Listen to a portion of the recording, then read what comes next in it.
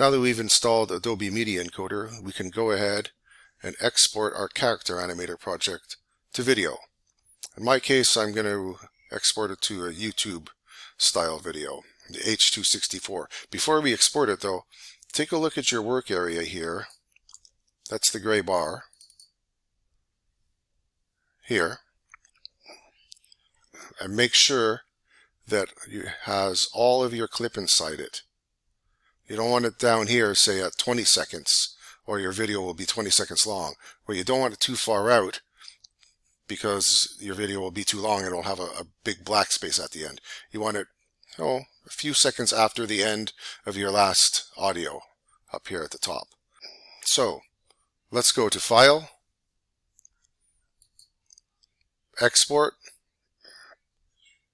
Video via Adobe Media Encoder, or Command or Control M, like we talked about, and that'll start Adobe Media Encoder, and it'll also give you a dialog box asking you what you want to name your project. I'm going to call mine Exporting 1, and I'm going to put it in the Exports folder. You'll notice that my directory structure here is the same as we went through in our file management course material. I have the exports folder, the project folder, and the media folder. I'm going to put my exporting 1 file, obviously, in the exports folder. And the H.264 is the YouTube format. You can change that in Adobe Media Encoder later if that's not what you want. So I'll save that, and then Adobe Media Encoder will open. It takes a few seconds sometimes. So here it is, and your video will show up here. If there's other videos that you have in the queue, there will be a list of videos here. The video you are exporting will always be at the bottom of that queue. So, and as I said, if you want to change the format of the video you're exporting to, you can do that here. There's a number of different formats you can use here to export to.